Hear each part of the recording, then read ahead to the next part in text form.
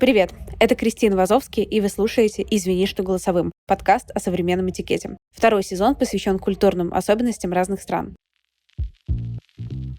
Вместе с нашими гостями мы обсуждаем отношения, работу, еду и диджитал-этикет. Эксперт сегодняшнего выпуска — Инстаграм и Ютуб-блогер Лера Виноградова. И мы с Лерой отправимся в Польшу. Поехали! Лера, привет! Привет, Кристина. Где ты сейчас находишься? Я сейчас в Кракове, в Польше. Сколько ты уже живешь в Кракове? Немножко больше года. И сама ты из Украины? Да, я из Украины.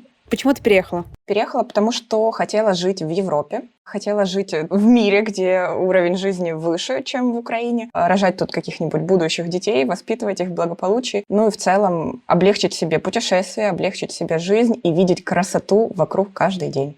Какие культурные, ментальные, этикетные отличия первые бросились тебе в глаза? Первым, наверное, бросается в глаза доброжелательность людей везде, в сфере услуг. Хотя, казалось бы, в сфере услуг везде люди должны быть доброжелательные, но, к сожалению, это не всегда так. То здесь они везде доброжелательные. И еще мне бросалось в глаза первое время внешний вид пенсионеров и то, как они проводят свой досуг. Краков же туристический город, поэтому здесь много туристов и пожилых людей в том числе. И вот как они группками ходят с аудиогидами, слушают, смотрят на красоту. Это, конечно, было необычно. В Украине, к сожалению, такого почти нет. Какой у тебя был план, когда ты переехала? Ты хотела максимально интегрироваться, вписаться в польское комьюнити, либо как-то по-другому, либо вообще об этом не думала? Я хотела максимально вписаться, интегрироваться в польское комьюнити, но, к сожалению, это невозможно, потому что я работаю из дома. Мой муж работает из дома. Мы сидим дома, и с поляками, по сути, в обычной жизни мало общаемся. Это усложняет задачу интеграции, но все равно, конечно, хотелось интегрироваться. К счастью, это сделать несложно, потому что они все-таки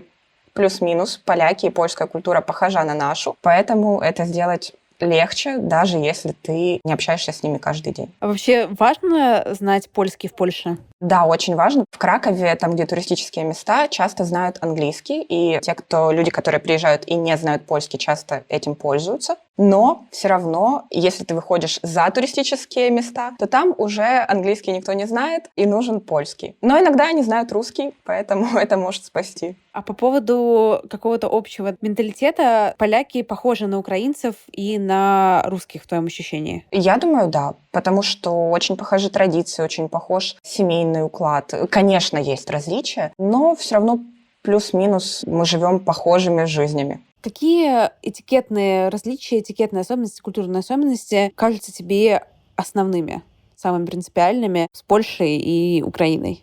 Я думаю, самая большая особенность, самое большое отличие все-таки связано с религией и связано с отмечанием праздников религиозных, связано с тем, что они собираются все за одним столом, молятся или ходят вместе в костел, или каждое воскресенье ходят в костел. Это делают очень многие. Это удивительно, и это, наверное, одно из самых больших отличий, потому что, в принципе, отличий их все-таки не так и много. Мы очень похожий образ жизни ведем. Есть ли у тебя друзья поляки? Именно друзей поляков у меня нет. Но у меня есть знакомые, у меня есть сводные родственники, если можно так сказать. А что значит сводные родственники? Мама моего мужа живет здесь, в Польше, тоже переехала, и у нее муж поляк. У него большая семья, ну и мы с ними периодически тоже общаемся на семейных праздниках, застольях. Ты вообще замечала отношение к семье в Польше и в Украине? Как люди, не знаю, строят отношения, как они их поддерживают, насколько это важно или не важно в какой-то их иерархии ценностей? Здесь, я думаю, что скорее важно. Здесь все-таки есть в меньшей или большей степени культ семьи, здесь большие семьи, здесь больше детей в семьях. Здесь часто в семьях 3 ребенка, иногда даже бывает 4. Но 3 прям очень часто такое бывает. Они чаще собираются, мне кажется, чем у нас на моей родине на разных семейных застольях. Та семья, с которой я общаюсь, например, у них пусть отношения, может быть, не самые доверительные, они не лучшие друзья между собой, но они всегда вместе, они всегда помогают друг другу, они всегда могут обратиться друг к другу. И если что-то надо, не знаю, переезд, больница, что-то еще, они всегда готовы помочь, приехать, потратить время. И в этом смысле, мне кажется, есть небольшие отличия. Но, возможно, это все-таки зависит от семьи. Я не исключаю, что есть случаи, где семьи совсем не дружные и совсем не стремятся помочь друг другу.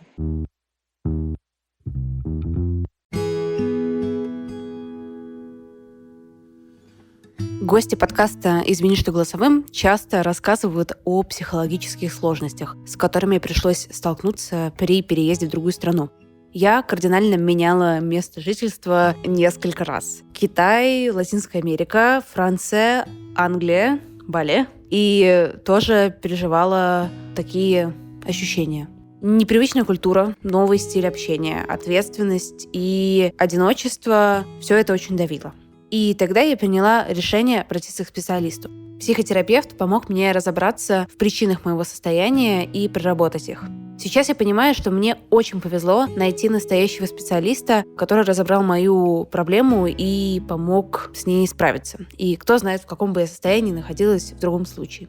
И хорошо, что сегодня найти проверенного психотерапевта можно с помощью сервиса подбора и видеоконсультаций с психотерапевтами «Ясно». Ведь специалисты «Ясно» обязательно проходят личные собеседования, подтверждают свое образование и предоставляют рекомендации. Требования к образованию, опыту и практике кандидатов действительно очень высокие. Скажу больше. Психотерапевты сервиса развиваются на супервизиях, семинарах и онлайн-встречах от «Ясно». Ведь очень важно оказывать квалифицированную помощь тем людям, которые в ней нуждаются. Сейчас на платформе более 1500 тщательно отобранных психотерапевтов, а найти своего специалиста можно по ссылке, которую мы оставим в описании выпуска. Сессия в «Ясно» стоит 2850 рублей, а с нашим промокодом VOICE при регистрации первая консультация будет на 20% дешевле. Промокод вводится капслоком VOICE. VOICE.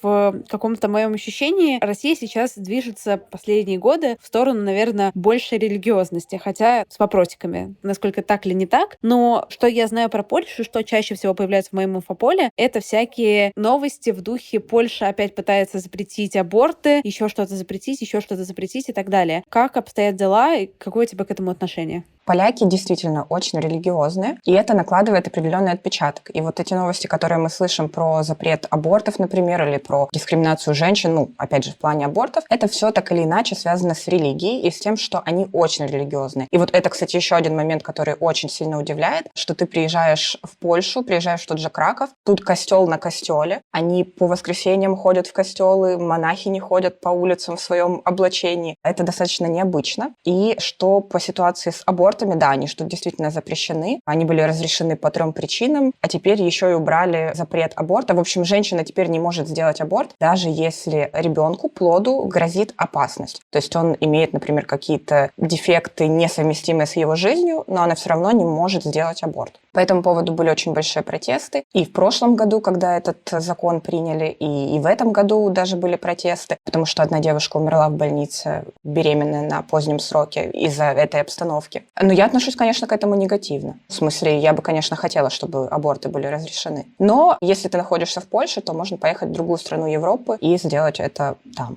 В принципе, так профеминистические организации, страйк Кобет, которые называются, страйк женщин, они так и говорят, что мы своих не бросаем, поэтому, женщины, обращайтесь к нам, если что-то, то мы поможем выехать. Когда я переехала из России в Великобританию, я училась там в университете, у меня было огромное удивление по поводу отношения к протестам, выражению своего мнения и какое-то там согласие, несогласие с вещами, потому что в России просто нет культуры протеста. А в Великобритании все выходят постоянно на демонстрации в университете, забастовки. Это поощряется, к этому относится. Ты обязан это делать, да, ты обязан иметь какую-то политическую позицию, социальную позицию. А где вот на этой какой-то системе координат находится Польша? Они просто выходят, просто собираются, это поощряется, это даже поощряется городскими властями. На примере той же дискриминации расскажу про ЛГБТ. В Польше проблема с ЛГБТ, потому что однополые браки здесь запрещены. То есть пусть не религиозные венчания, но даже гражданский союз здесь запрещен, и ЛГБТ-пары не могут усыновливать однополые пары детей. По этому поводу, например, каждый год, вот в этом году я была на такой акции за равенство. Это, по сути, был не ЛГБТ-протест, но но в основном там были представители ЛГБТ.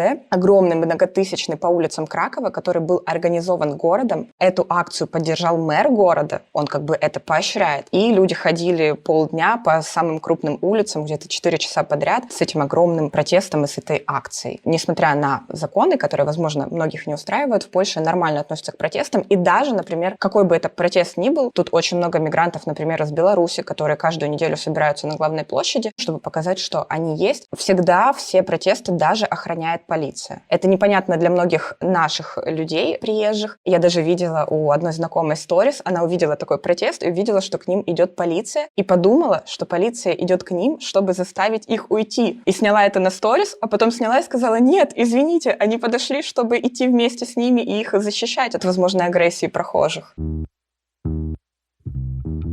А насколько в Польше развит диджитал? Диджитал развит хорошо. Здесь есть все сервисы, приложения, к которым мы привыкли, прокаты, доставки, все есть. Здесь есть проблемы, например, с интернет-банкингами. Они работают совсем не так, как в России и в Украине. Они долгие, они длинные. Те же деньги переводятся очень долго, и пополнить счет с приложения мобильного банка намного сложнее, чем это сделать в украинском банке или в российском, там, Тинькофф какой-нибудь, например. Замечали ли какие-то культурные особенности с точки зрения общения? Там, например, все пользуются войсами, никто не пользуется войсами, еще что-нибудь в этом духе? Нет, примерно пользуемся одинаково. Есть отличие в том, что в Польше очень непопулярен Инстаграм. Они почти в нем не сидят, практически им не пользуются. Здесь в основном все сидят в Фейсбуке. В Фейсбуке продаются товары также на каких-то площадках в интернете, например, OLX или какие-то другие сайты. Но я привыкла к тому, что у нас в русскоязычном обществе, в России, в Украине все пользуются Инстаграмом. В Инстаграме есть блогеры, в Инстаграме есть товары, магазины, клиники, все есть в Инстаграме. Вся жизнь идет там. Здесь в Инстаграме нет практически ничего. То есть специалисты, если какой-то парикмахер или какая-то студия ведет Инстаграм, это скорее исключение, чем правило. А скорее всего он будет просто с какими-то не очень качественными фото, сделанными для галочки, ну вот что у нас есть Инстаграм. Совсем тут над этим не стараются. И люди тоже мало сидят в Инстаграме. Здесь очень мало блогеров в Инстаграм, к которым мы привыкли. Это прям большая редкость. И в Инстаграме никто ничего не продает. Я слышала, что в Польше есть какие-то неочевидные с первого ощущения налоги. Сбор на собак, на дождь, еще что-то. Можешь, пожалуйста, про это рассказать немножко? Есть различные налоги, странные налоги. Нет еще налога на воздух, но, например, есть налог на дождь. Я думаю, что это не только польская практика, скорее всего, такое есть в разных европейских странах, и Польша просто принимает эти налоги, чтобы соответствовать законодательству ЕС. Но есть, например, налог на дождь. Он заключается в том, что если у тебя есть участок и есть поверхность участка, которая покрыта асфальтом, ты должен платить деньги за то, что водичка, которая капает на твою крышу или на твой асфальт, она стекает в ливневую канализацию, и ее же надо обслуживать, поэтому ты за это должен платить. Но если у тебя участок в газоне, то за эту территорию ты не должен платить. Также есть налог на собак. На кошек нет, но на собак есть. Он достаточно небольшой, там, по-моему, порядка пары десятков долларов в год. Он есть не во всех городах, но тоже есть. Хотя тут, например, мало в Кракове площадок для выгула собак. Мне это кажется странным, и я думаю, за налог на собак можно было бы их и построить в большем количестве. Есть, например, налог на сахар. Это технически не налог, то есть мы ничего не платим за сахар, но напитки в прошлом году, когда был введен этот сбор, они подорожали значительно, процентов на 20. Все сладкие напитки, к которым мы привыкли, и это связано с тем, аргументировано тем, что ЕС за политику здорового питания выступает, и чтобы люди меньше потребляли сахара, нужно поднять цены на вещи, которые содержат его больше всего. И поэтому у нас привычная какая-нибудь кола стоит, наверное, в 1,5 раза дороже, чем в Украине, а может быть даже и в 2. Какое вообще у поляков, по твоему ощущению, отношение к соблюдению правил? Потому что вот в России есть эта поговорка: правила созданы для того, чтобы их нарушать. Но, например, в Великобритании об этом даже подумать никто не может. Ну, кроме пешеходных переходов. Там вообще светофоры, они там для красоты стоят. Где здесь Польша? У поляков есть тоже своя поговорка. Звучит она как: «Поляки, мы свободный народ». У Польши сложная история, связанная с разделами Польши, связанная с тем, что она долго не могла получить свою независимость. И вот, как она ее получила, в связи с этим есть такая поговорка. Заключается эта это в том, что если есть какие-то правила, поляки любят их нарушать. В бытовых вещах, например, происходит какой-то ремонт и перекрыто забором и ленточками, написано, что нельзя тут идти, нужно обходить. Вот 95% забор будет наклонен, ленточки будут оборваны, и люди будут ходить там, где этого делать нельзя. Такое часто даже случается в транспорте. Я была свидетелем ситуации, когда мужчина таких уже старших лет ехал без билета. Тут же нет кондукторов, но есть контролеры, которые заходят и штрафуют на очень приличную сумму. Вот у мужчины не было билета, контролер пытался ему объяснить, что теперь мужчине нужно заплатить штраф, а мужчина кричал на весь автобус, что он поляк. И поляки вообще-то свободные люди, и он никому ничего не должен. Поэтому, да, в Польше тоже любят обходить стороной правила. Но это скорее в бытовых вещах. Все-таки здесь, например, преступности меньше. Все-таки какие-то правила соблюдаются. Есть ли какие-то специфические ритуалы у поляков, связанные с едой или напитками? То есть вообще со всем вот этим вот вокруг еды и кухни? Специфические ритуалы ты имеешь в виду в потреблении пищи? Ну да, в потреблении либо организации. Еда у них, конечно, немного необычная, но кушают они так же, как и мы. И домашнюю еду едят там, примерно такой же, как и мы, только добавляют везде кислую капусту, поэтому у них все кислое. Ты любишь капусту? Кислую капусту, да, я люблю. Мне вкусно. Муж мой не любит, не может ее есть. Но она здесь в домашней кухне, вот прям везде. Мы кушали, например, домашние блинчики, сделанные из нашей сводной семьи бабушкой. И мы не могли понять, думали, что они скисли. А оказалось, там просто в блинчиках с мясом перемолотая на мясорубку кислая капуста. Это очень необычно. Религиозные, понятно, молятся перед едой. На Рождество они соблюдают постный стол часто. И, например, постный стол также включает то, что не должно быть на нем алкоголя. Поэтому моя свекровь была на таком семейном большом празднике. И на столе было очень много блюд, все постное. И алкоголь они пили, пусть уже не во время еды, но все-таки выпить хочется, поэтому после еды, как будто бы не во время этого праздничного стола.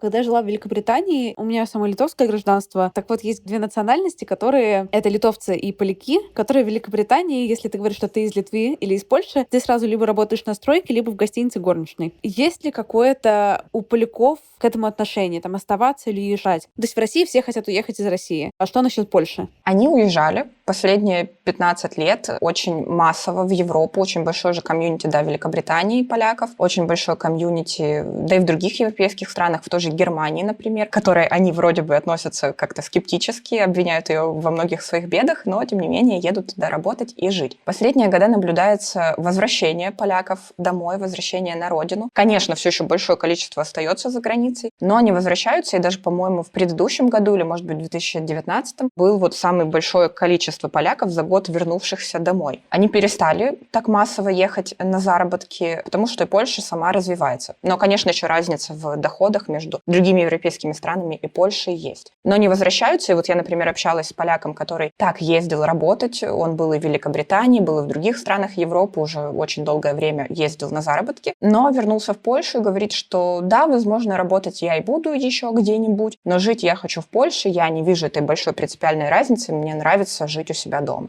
Какое отношение у поляков к иностранцам? Есть большой стереотип, что поляки очень сильно не любят иностранцев, особенно русских. Это очень активно, я так понимаю, распространяется в сети, что на самом деле не является правдой. И ни я, ни мои друзья из России, ни мои друзья украинцы, белорусы практически ни разу за всю свою иммиграцию, многие здесь живут уже там по 5 лет, и не встречались с каким-то негативным отношением. Чаще всего это стереотипы, у которых нет никакой правды. Но поляки большие русофилы. Очень многим из них нравится русская культура. Многие из них учат русский язык. Причем не только люди старшего поколения, но также молодые люди. Зачем-то им нужен русский язык, им почему-то это все интересно. Почему? Наверное, потому что это часть нашей общей истории, и их в том числе. Поэтому негативного отношения нет, а иногда им даже очень интересно, когда они узнают, что ты особенно из России, потому что иммигрантов из России тут все-таки намного меньше, чем сейчас украинцев или белорусов, к примеру. Если, например, ты в Кракове куда ты идешь, то все равно надежнее начать разговаривать на английском, чем на русском, правильно? Да, конечно, надежнее разговаривать на английском, или на польском. Но очень часто можно встретить, конечно, и русскоязычных людей, и поляков, которые знают русский. У меня была ситуация в ветеринарной клинике. Буквально в первые пару месяцев, как мы переехали, взяли тут котенка и пошли с ним делать прививку. И доктор у меня спрашивал вопрос, что-то насчет еды кота, и я просто не поняла, что он имеет в виду. То ли я его кормила перед приемом, то ли чем я его его кормлю обычно. Я переспросила один раз, переспросила второй раз. Мне просто нужно было, чтобы он понятнее объяснил. Но он подумал, что я его не понимаю, и спросил это на русском. Это было мое первое большое удивление. Я не знала, что поляки могут говорить на русском. Скорее всего, тот мужчина учил русский в школе, потому что он был таких старших лет, может быть, там где-то между 50 и 60. Поэтому, если общаешься с поляками более старшего возраста, то, наверное, можно даже начать говорить на русском. Они вряд ли ответят, но, скорее всего, поймут.